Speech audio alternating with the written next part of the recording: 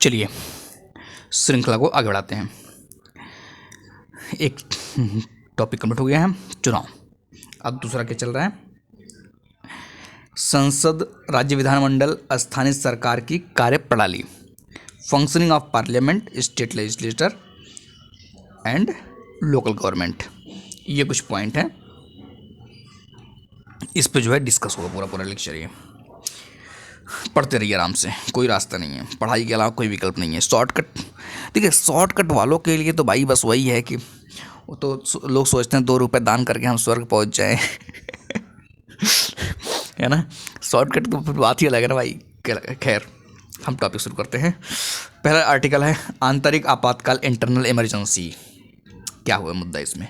वर्ष 2024 से भारत में राष्ट्रीय आपातकाल की घोषणा के 50 वर्ष पूरे हुए। इंपॉर्टेंट हो गया, 50 वर्ष, 100 वर्ष, 150 वर्ष, याद रखिए।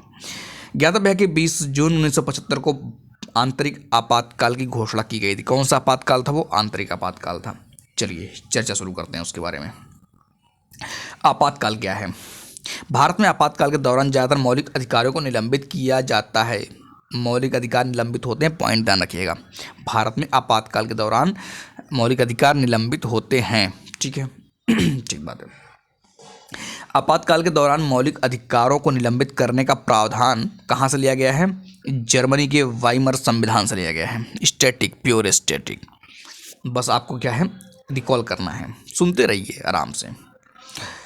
भारतीय संविधान के आपातकाल से संबंधित प्रावधान संविधान के भाग 18 के तहत अनुच्छेद 352 से 360 में उल्लिखित है। ये 18 लिखा है ना सर, ये 18 नहीं है, फिर क्या है?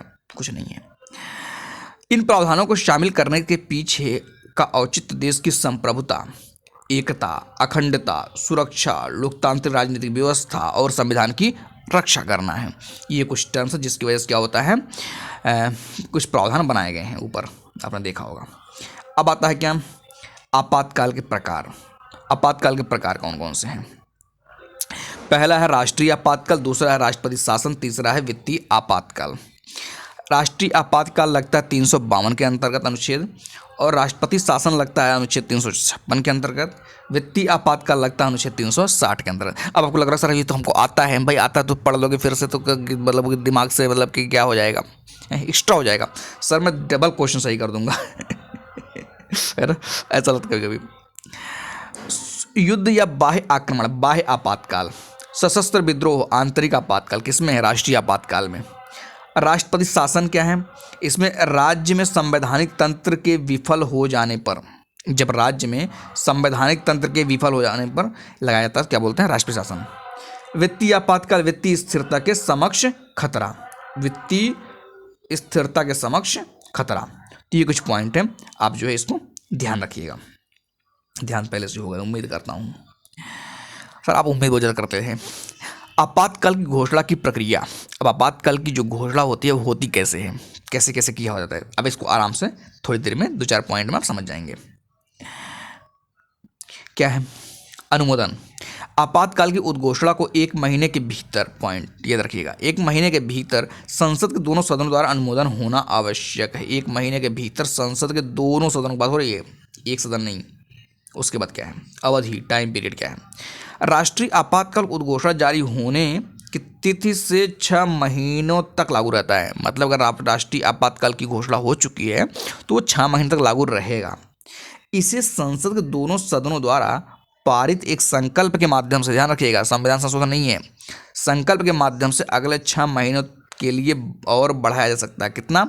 अगले 6 महीनों के लिए संकल्प के माध्यम से, पॉइंट ध्यान रखिएगा। इस प्रक्रिया के माध्यम से आपातकाल को अनिश्चित समय तक बढ़ाया जा सकता है। संकल्प ला करके देख रहे ना, 6 महीने। और देखिए चाहे जितनी बार करिए कोई दिक्कत नहीं।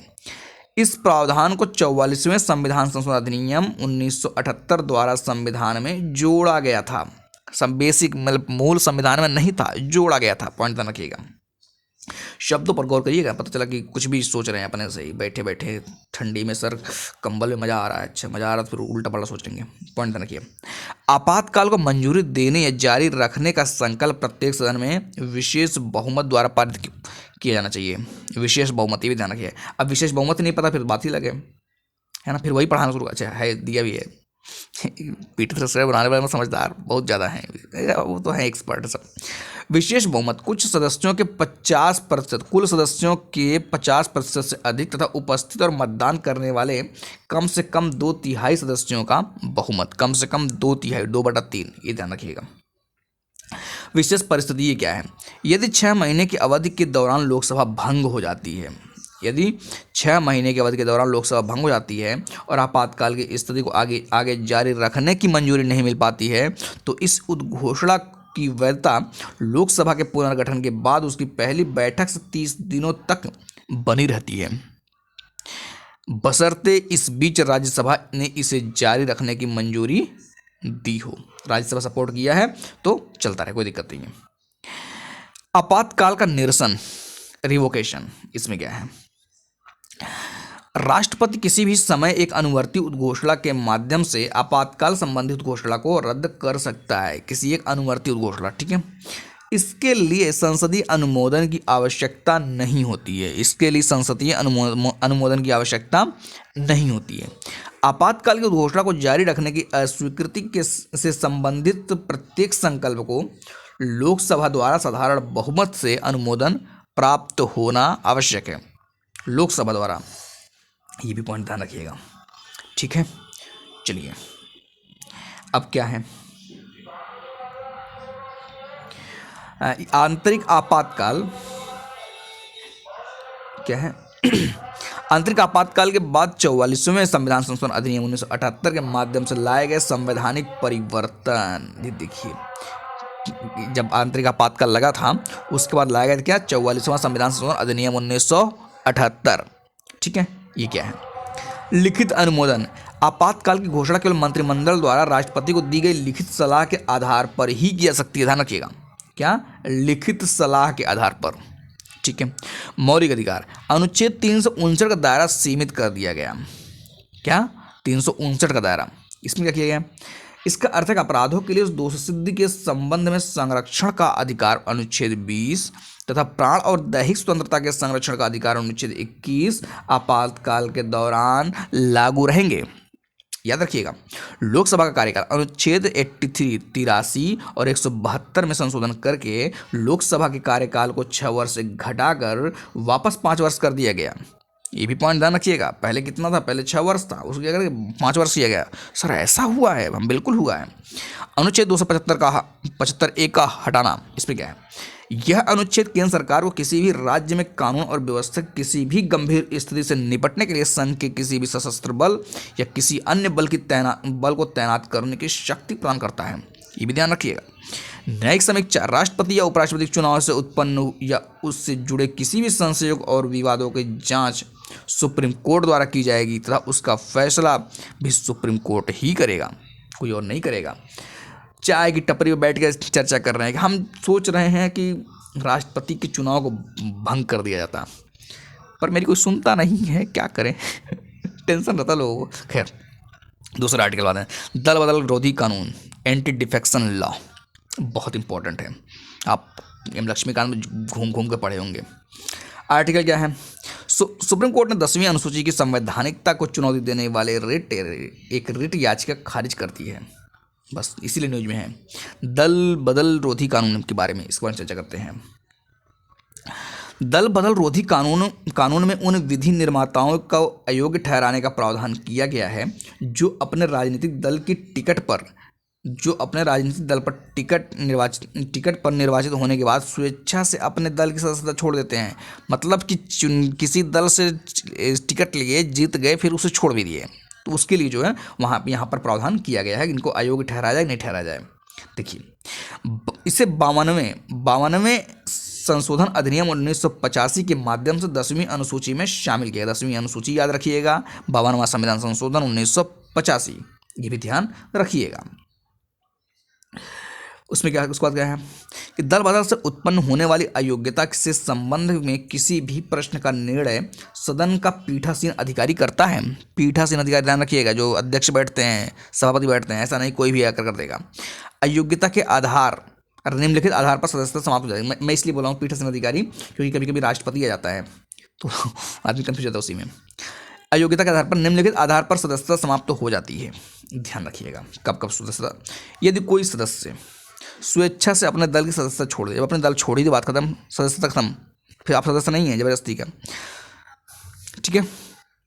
सदन में अपने राजनीतिक दल द्वारा जारी किसी निर्देश के विपरीत और दल की पूर्व अनुमति प्राप्त किए बिना मतदान करता है या मतदान से अनुपस्थित रहता है और इस तरह के कृत्य को उस दल द्वारा 15 दिनों के भीतर माफ नहीं किया जाता है।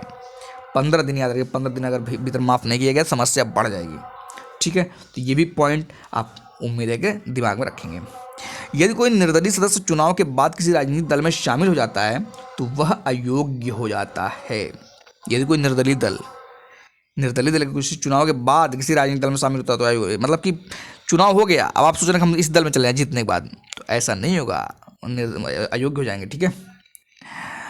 कोई मनोनीत सदस्य की बात करें, कोई मनोनीत सदस्य यदि सीट ग्रहण करने की तारीख से 6 महीने की समाप्ति के बाद, कब मनोनीत बात हो रही है, ध्यान रखिए, जो मनोनीत किया जाते हैं, यदि सीट ग्रहण करने की तारीख, उनको सीट मिल गया, उसके बाद 6 महीने की समाप्ति के बाद अगर 6 महीना बीत भी गया, यह बात किसी राजनीतिक दल में शामिल हो जाता है तो वह अयोग्य घोषित होगा। मतलब कि किसी राजनीतिक दल में, मतलब एक तो मनोनीत किया गया, सीट मिली, अब दूसरे 6 महीने बिता दिए, अब उसके बाद जाकर किसी राजनीतिक दल में जा रहे हैं तो वहाँ पर क्या हो जाएगा, उनको जो है अयोग्य घोषित किया जाएगा। तो ध्यान रखिएगा पॉइंट। अब आता है क्या, दल बदल कानून के अपवाद। इसके कुछ अपवाद भी हैं। अपवाद क्या क्या है? दल बदल कानून किसी राजनीतिक दल को किसी अन्य दल में या उनके साथ विलय करने की अनुमति देता है बशर्ते कि उसके कम से कम 2/3 विधायक विपक्ष विलय के पक्ष में हों। कितना? 2/3। अगर 2/3 है तब जाकर के इसमें जो है माना जाएगा, नहीं माना जाएगा। ध्यान रखिएगा। यदि कोई व्यक्ति लोकसभा अध्यक्ष या राज्यसभा के सभापति के रूप में चुना जाता है तो वह अपने दल से इस्तीफा दे सकता है। किस लिए? कि ताकि जो है ट्रांसपेरेंसी बनी रहे, या मतलब कह लीजिए कि न्यूट्रलिटी बनी रहे, कि पक्षपात न होने पाए। यह पद यह पद छोड़ने के बाद वह फिर से उस दल में शामिल हो सकता, कोई दिक्कत नहीं होती उसको। वर्तमान में पीठासीन अधिकारियों के दल बदल विरोधी मामलों पर निर्णय लेने की समय सीमा निर्धारित करने वाला कोई कानून मौजूद नहीं है। किसके बारे में? पीठासीन अधिकारियों के लिए। पता सोच रहे हैं कि किस में है, अपन बना भी रहे हैं, आंसर मार भी रहे 10वीं अनुसूची, तो ऐसा नहीं है। ठीक है। 10वीं अनुसूची के संबंध में महत्वपूर्ण न्यायिक निर्णय। अब ये जो है 10वीं अनुसूची के संबंध में महत्वपूर्ण न्यायिक निर्णय कौन कौन से हैं? पहला क्या है? कियोतो होलोहन बनाम जांचिल 1992। सुप्रीम कोर्ट ने निर्णय दिया कि दल बदल विरोधी कानून के तहत अध्यक्ष का निर्णय न्यायिक समीक्षा के अधीन है। किसके अधीन है? न्यायिक समीक्षा के अधीन है। पहली चीज। कीशम मेघ, याद रखिएगा, पता चला ऐसा नहीं कि वो कर दिए वो कुछ कोई बोलेगा नहीं। कीशम मेघचंद सिंह वाद 2020। सुप्रीम कोर्ट ने कहा कि 10वीं अनुसूची के तहत अयोग्यता संबंधी याचिकाओं पर अध्यक्ष द्वारा 3 महीने के भीतर निर्णय लिया जाना चाहिए। कितने भीतर? 3 महीने के भीतर। ऐसा नहीं कि 6 महीना, अब ऑप्शन में आ जाएगा 6 महीना, ऑप्शन में आ जाएगा 1 साल, ऐसे कुछ आएगा तो आप उसके लिए जो है तैयार रहिएगा। ठीक बात है। अब उसके बाद देखिए क्या है आनुपातिक प्रतिनिधित्व, प्रोपोर्शनल रिप्रेजेंटेशन। इसमें क्या है? सुर्खियों क्यों है? हाल ही में भारत में कई विशेषज्ञों ने लोकसभा और राज्य विधानसभा चुनाव के लिए first past the post system चुनाव प्रणाली के स्थान पर आनुपातिक प्रतिनिधित्व पर विचार करने का मत प्रकट किया है, भारत के कई विशेषज्ञों ने। तो ये भी थोड़ा सा ध्यान रखिएगा, हाँ ऐसा कुछ चल रहा है मामला। अब दोनों में अंतर देख लेते हैं। दोनों में अंतर क्या क्या है? कि मतलब कि एक तरफ है क्या, एक तरफ है first past the post system साधारण बहुमत प्रणाली, और एक अनुपातिक प्रतिनिधित्व। एक जो चल रहा है और एक अभी लाने की सोच रहे हैं, विचार कर रहे हैं। भौगोलिक इकाई देखिए इसमें क्या है देश को छोटी भौगोलिक इकाइयों में विभाजित किया जाता है जिन्हें निर्वाचन क्षेत्र या जिला कहा जाता है। ठीक है, जिला। किसमें? First past the post system. आनुपातिक प्रतिनिधित्व क्या है? बड़े भौगोलिक क्षेत्रों को निर्वाचन क्षेत्रों के रूप में सीमांकित किया जाता है। पूरा देश ही एक निर्वाचन क्षेत्र हो सकता है, पूरा देश। एक पॉइंट ये। प्रतिनिधित्व क्या है? प्रत्येक निर्वाचन क्षेत्र में से एक प्रतिनिधि का चुनाव किया जाता है, प्रत्येक निर्वाचन क्षेत्र से। इसमें क्या है? अनुपातिक प्रतिनिधित्व में एक निर्वाचन क्षेत्र से एक से अधिक प्रतिनिधि चुने जा सकते हैं। पॉइंट ये है, एक ही निर्वाचन क्षेत्र से एक से अधिक प्रतिनिधि चुने जा सकते हैं।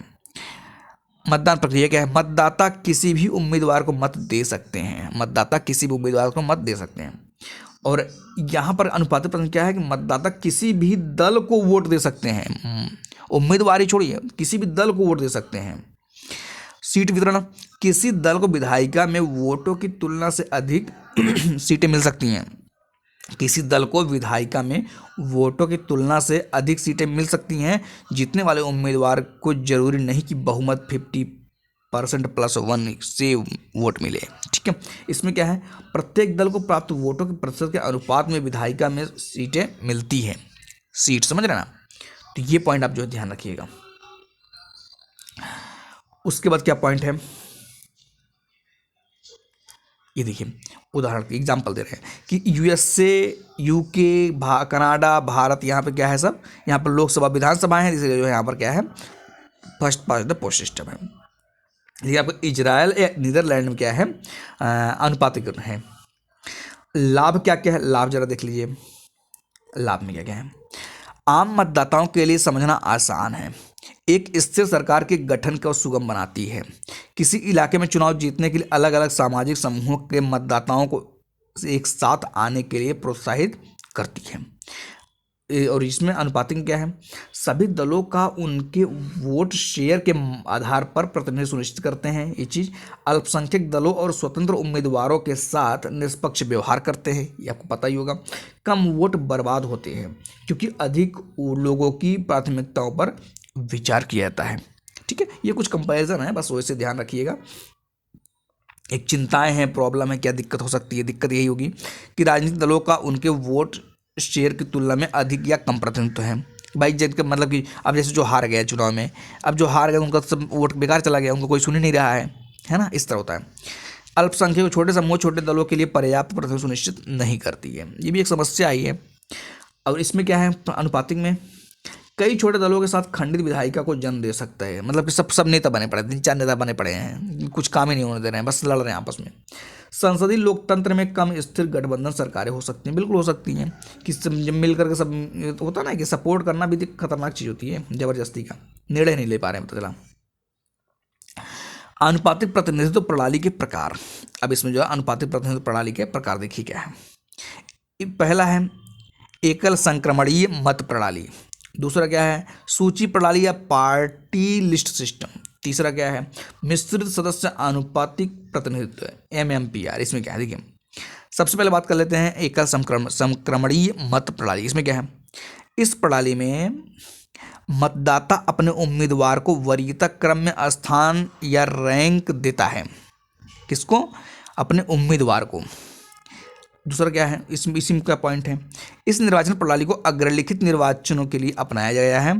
राज्यसभा एवं विधानसभा तथा राष्ट्रपति और उपराष्ट्रपति पद, ये कुछ पद हैं। ठीक है, अब आता सूची प्रणाली या पार्टी लिस्ट सिस्टम। ये क्या है, इस प्रणाली में मतदाता उम्मीदवारों को नहीं बल्कि राजनीतिक दलों को मत देते हैं, उम्मीदवार को नहीं, मत जो किसको देते हैं, जो दल होता है उसको देते हैं।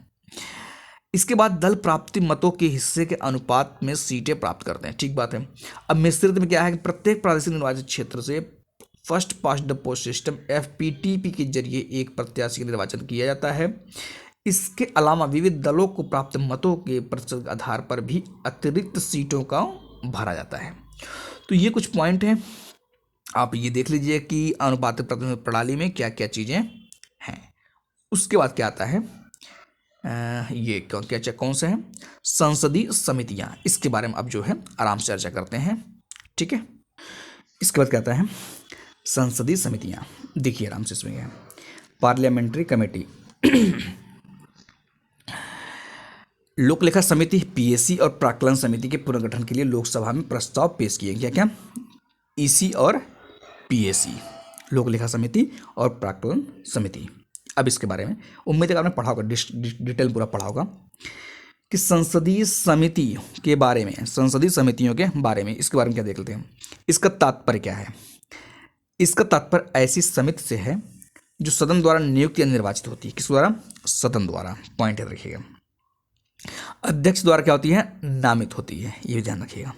जो अध्यक्ष के निर्देशन में कार्य करती है, तीनों पॉइंट याद रखिएगा। क्या क्या, जो सदन द्वारा नियुक्त या निर्वाचित होती है अध्यक्ष द्वारा नामित होती है, जो अध्यक्ष के निर्देशन में कार्य करती है।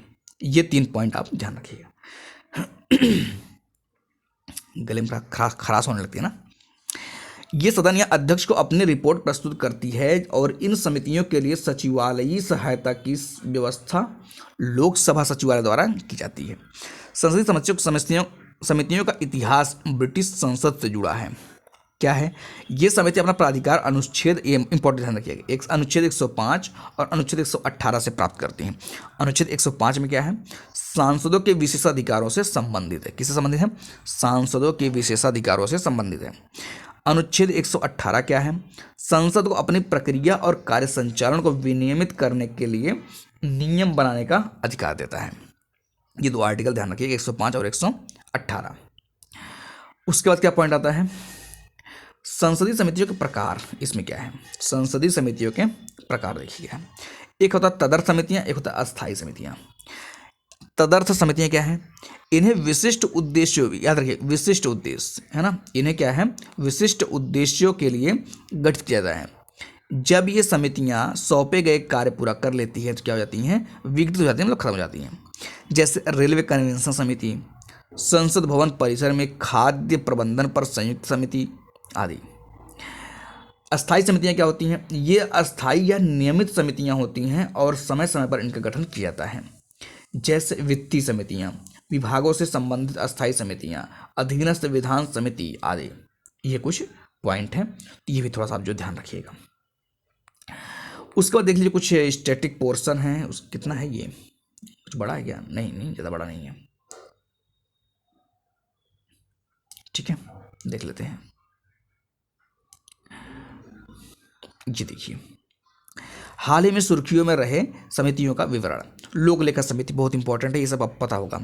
इसका पहली बार गठन 1921 में मॉन्टेग्यू चेम्सफोर्ड सुधार के आलोक में किया था। बिल्कुल सही बात है। इससे 22 सदस्य होते हैं। 15 सदस्य कहाँ होता है? लोकसभा से। 7 कहाँ से होते हैं? राज्यसभा से। इनका कार्य क्या होता है? राजस्व और व्यय का लेखा परीक्षण करना। प्राक्कलन समिति, ये भी आपको पता ही होगा कि इसे पहली बार 1950 में गठित किया गया था। इसमें लोकसभा के कितने सदस्य होते हैं? 30 सदस्य होते हैं। लोकसभा केवल याद रखिए, केवल लोकसभा है, और लोक लेखा में दोनों होते हैं। प्रशासन में दक्षता लाने के लिए वैकल्पिक नीतियों का सुझाव देना। यह समिति यह जांच करती है कि प्राक्कलनों में अंतर्निहित नीति की सीमा में रहते हुए धन ठीक ढंग से आवंटित किया गया है या नहीं। ये कुछ पॉइंट हैं, ये भी आप जो थोड़ा ध्यान रखिएगा।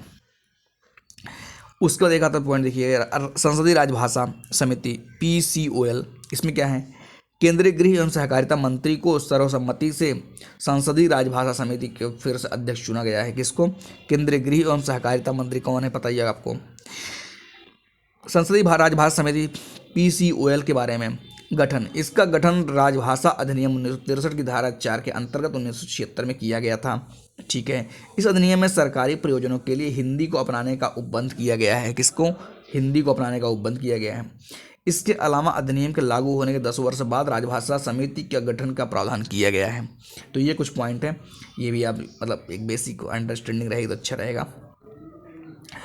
उसके बाद देखिए क्या है, सदस्यता की बात कर लेते हैं। सदस्यता में इसमें क्या क्या है?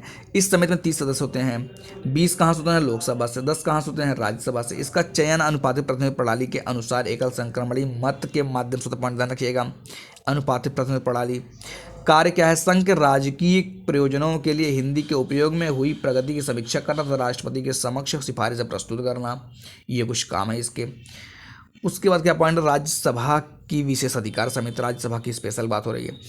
राज्यसभा की विशेषाधिकार समिति के सदन की कार्यवाही में बाहर डालने के लिए 12 विपक्षी सांसदों को कदाचार का दोषी पाया गया है। 12 राज्यसभा की विशेषाधिकार समिति के बारे में अब देख लीजिए, समिति के बारे में क्या क्या है। यह संसदीय विशेषाधिकारों के उल्लंघन की जांच और इससे जुड़े मुद्दों के समाधान के लिए जिम्मेदार है। संसदीय विशेषाधिकार वास्तव में संसद दोनों सदनों और उनके सदस्यों को अपने कार्यों को कुशलतापूर्वक संपन्न करने के लिए किए गए कुछ विशेषाधिकारों एवं उन्मुक्तियां हैं। ठीक बात है, दोनों सदनों ये पॉइंट ध्यान रखिएगा। इस समिति में कितने सदस्य होते हैं? 10 सदस्य होते हैं। उन्हें राज्यसभा का सभापति नामित करता है। कौन करता है? राज्यसभा का सभापति। वही लोकसभा की विशेषाधिकार समिति में 15 सदस्य होते हैं। उन्हें लोकसभा का अध्यक्ष नामित करता है। दोनों का अलग अलग होते हैं, पता होगा आपको। लोकसभा में कितने होते हैं? 15, और राज्यसभा में कितने होते हैं? देखिए कहाँ पहुँच गए, थोड़ा सा क्लियर हो गया ना। देखिए क्या कह रहे हैं कि इस यहाँ पर देखिए ये राज्यसभा का 10 है और लोकसभा कितना है? 15 है। बस इतना पता होना चाहिए। नामित कौन करते हैं? अध्यक्ष या सभापति, दोनों, ये भी पता होना, बेसिक पता होना चाहिए।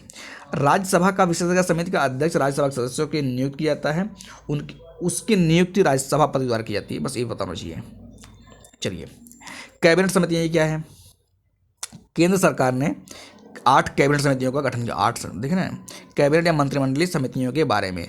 ये समितियाँ क्या है? संविधानेतर हैं, एक्स्ट्रा कॉन्स्टिट्यूशनल प्रवृत्ति की होती हैं, यानी संविधान में इनका उल्लेख नहीं है। ये सब कैबिनेट होता है, आपको लगेगा कभी डाउट में आ जाएगा कि नहीं होता होगा, ऐसा नहीं है। ये समितियाँ भारत सरकार कार्य संचालन नियम 1961 के तहत गठित की जाती है। ठीक बात है।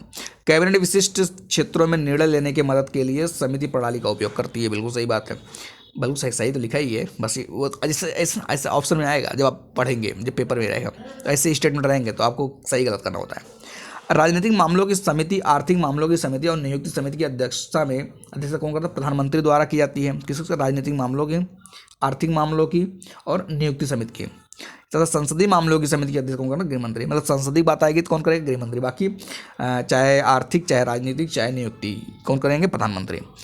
इनमें आमतौर पर केवल कैबिनेट मंत्री ही शामिल होते हैं। हालांकि गैर कैबिनेट मंत्रियों को सदस्यता से नहीं रोका जाता है। ये कुछ पॉइंट थे, ये भी आप जो ध्यान रखिएगा। उसके बाद क्या पॉइंट है? कितना है ये? बस खत्म ही है। टाइम क्या हुआ? हो जाएगा, देखते हैं, ट्राई करते हैं, हो जाए, कंप्लीट हो जाए। सही है।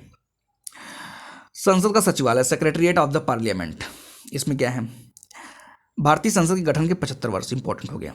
इस दौरान संसदीय सचिवालय दोनों सदनों, राज्यसभा और लोकसभा के प्रक्रियाओं, परंपराओं और विधायी ज्ञान का संरक्षक रहा है। बस वैसे ही न्यूज में था, थोड़ा सा ध्यान रखिएगा। क्या है इसमें? संवैधानिक प्रावधान। इसमें क्या है? संवैधानिक प्रावधान अनुच्छेद 98 संसद के प्रत्येक सदन का अलग सचिवालय स्टाफ होगा। समझ रहे ना? सदन का, प्रत्येक सदन की बात हो रही है। इसमें क्या है? संसद कानून द्वारा संसद के प्रत्येक सदन सचिवालय कर्मचारियों की भर्ती, नियुक्ति तथा उनके सेवा की शर्तों को विनियमित कर सकती है। हालांकि अभी तक ऐसा कोई कानून पारित नहीं किया गया। पॉइंट याद रखिएगा, अभी तक कोई ऐसा कानून पारित नहीं किया गया। यह अनुच्छेद संसद दोनों सदनों के लिए के लिए सम्मिलित पदों के सृजन को भी अनुमति देता है। इम्पोर्टेंट तो है ही, बस थोड़ा सा रिवाइज कर लीजिए अच्छे से। अनुच्छेद 187, इस अनुच्छेद के तहत राज्य विधान मंडलों के सचिवालय के लिए अनुच्छेद 98 के समान ही प्रावधान किए गए हैं। राज्यसभा और लोकसभा है ना, राज्यसभा और लोकसभा 1952 में कब आई थी? अस्तित्व में आई थी। याद रखिएगा, राज्यसभा लोकसभा। ठीक है। हालांकि लोकसभा के सचिवालय को संसदीय सचिवालय भी ही कहा जाता है। संसदीय सचिवालय मतलब लोकसभा के सचिवालय को। इसके विरुद्ध राज्यसभा के लिए राज्य परिषद सचिवालय नाम एक नए सचिवालय का निर्माण किया गया था। सिंपल, थोड़ा सा याद रखिएगा। लोकसभा राज्यसभा, लोकसभा राज्यसभा, ये ध्यान रखिएगा। कहाँ लोकसभा की बात हो रही है, कहाँ पर राज्यसभा की बात हो रही है। वर्ष 1954 में दोनों सचिवालयों का नाम बदलकर क्रमशः राज्यसभा सचिवालय और लोकसभा सचिवालय कर दिया गया था। कब बात है? 1954 में। दोनों सदनों के सचिवालयों को कार्यात्मक आधार पर 10 सेवाओं में वर्गीकृत किया गया है। इन 10 सेवाओं में विधायी, कार्यकारी और प्रशासनिक सेवाएं शब्दशः रिपोर्टिंग सेवाएं आदि शामिल हैं। तो ये भी थोड़ा सा पकड़ में रहना चाहिए। उसके बाद क्या देखिए, लोकसभा अध्यक्ष और राज्यसभा सभापति, अध्यक्ष नहीं सभापति, अपने अपने सचिवालयों में नए पद सृजित कर सकते हैं। किसके पास ये ताकत किसके पास है? लोकसभा अध्यक्ष और राज्यसभा के सभापति। हालांकि श्रेणी 1 या श्रेणी 2 के पदों के लिए केंद्रीय वित्त मंत्रालय तथा पूर्व परामर्श करना अनिवार्य है। समझ रहे ना? किसके साथ में? केंद्रीय वित्त मंत्रालय, इसके साथ में। ऐसा नहीं कि अपने मन से ही कोई न कोई पद निकालते रहेंगे। दोनों सदनों के महासचिव का पद भारत सरकार के कैबिनेट सचिव के समकक्ष होता है। याद रखिए, दोनों सदनों के महासचिव जो होते हैं उनकी बात हो रही है। कैबिनेट सचिव कैबिनेट सेक्रेटरी के बराबर होते हैं, है ना। हालांकि वरीयता सूची में कैबिनेट सचिव को 11वें स्थान पर रखा गया। किसको? कैबिनेट सचिव को, कैबिनेट सेक्रेटरी। जबकि लोकसभा राज्यसभा के महासचिवों को 23वें स्थान पर रखा गया है। थोड़ा सा अंतर है, लेकिन बराबर ऊपर इस तरह तो 11वें स्थान पर कैबिनेट सचिव है ये, लेकिन फिर भी जो है बराबरी के ही होते हैं।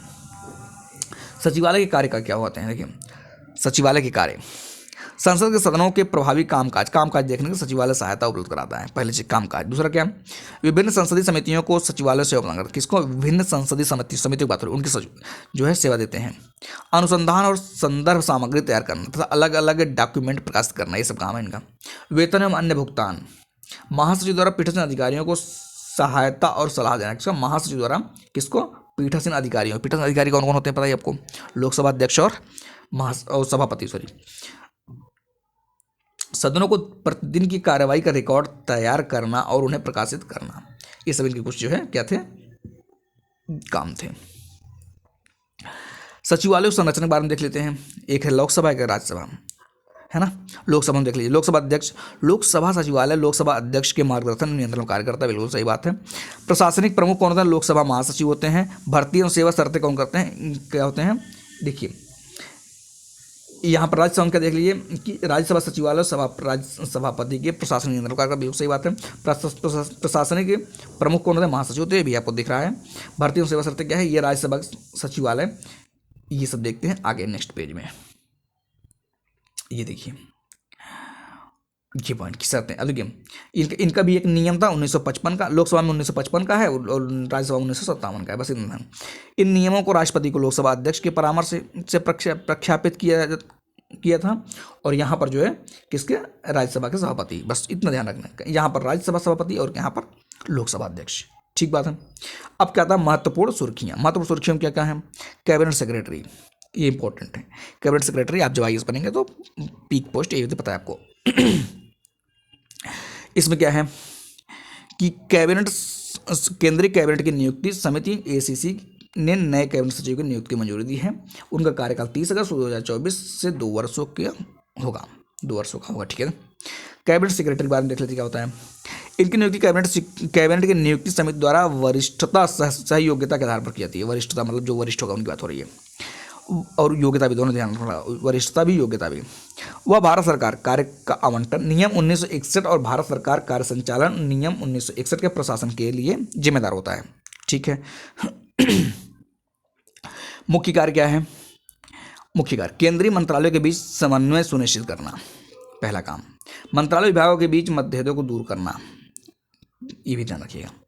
कैबिनेट सचिव सिविल सेवा बोर्ड का पदेन अध्यक्ष भी होता है, ये पॉइंट याद रखिएगा, सिविल सेवा बोर्ड का अध्यक्ष होता है। कैबिनेट सचिव के पास केंद्र सरकार के विभागों के ऊपर कोई अधिकार नहीं होता है। क्या, कैबिनेट सचिव के पास केंद्र सरकार के विभागों के ऊपर, ये ध्यान रखिएगा, उसी केंद्र सरकार के सचिवों के बीच सर्वोच्च अधिकारी माना जाता है। केंद्र सरकार के सचिवों के बीच मतलब सबसे बड़ा अधिकारी यही है ना, लग रहा है आपको भी। उसके बाद क्या आता है, संसद में राष्ट्रपति का अभिभाषण। संसद में राष्ट्रपति का अभिभाषण, प्रेसिडेंट्स एड्रेस टू पार्लियामेंट। इसमें क्या है, राष्ट्रपति ने 18वीं लोकसभा के गठन के बाद संसद दोनों सदनों की संयुक्त बैठक को संबोधित किया। देखिए राष्ट्रपति के अभिभाषण के बारे में, संविधान के अनुच्छेद 86(1) के अनुसार राष्ट्रपति संसद किसी भी सदन में या दोनों सदनों की संयुक्त बैठक में अभिभाषण कर सकेगा, ठीक है। हालांकि संविधान के लागू होने से लेकर अभी तक किसी भी राष्ट्रपति ने इस प्रावधान के तहत अभिभाषण नहीं किया है। सिंपल सोच याद रखिए, संविधान के अनुच्छेद 87 में ऐसे 2 अवसर दिए गए हैं जब राष्ट्रपति संसद के दोनों सदनों की संयुक्त बैठक में विशेष अभिभाषण देता है। ये 2 अवसर कब है, प्रत्येक आम चुनाव के बाद पहले सत्र के आरंभ में तथा प्रत्येक वर्ष के पहले सत्र के आरंभ में, ठीक है। ये पॉइंट थोड़ा सा ध्यान रखिएगा। मूल संविधान में अनुच्छेद 87(1) के तहत प्रत्येक सत्र के आरंभ में संसद के दोनों सदनों में राष्ट्रपति के अभिभाषण का प्रावधान था। किसमें, 87(1), ठीक है। प्रथम संविधान संशोधन अधिनियम 1951 द्वारा इस प्रावधान में संशोधन किया गया था। कब, प्रथम संविधान संशोधन अधिनियम 1951 द्वारा, ठीक है। अब आता है एक पॉइंट ये कि संसद सदस्यों की शपथ, oath of members of parliament. इसमें क्या है, 18वीं लोकसभा के गठन के लिए नवनिर्वाचित सांसदों को शपथ दिलाई गई। इसमें क्या देखिए, शपथ से संबंधित संवैधानिक प्रावधान, संविधान का अनुच्छेद 99 संसद सदस्यों द्वारा शपथ या प्रतिज्ञान से संबंधित है। ठीक है, 99 याद रखिएगा।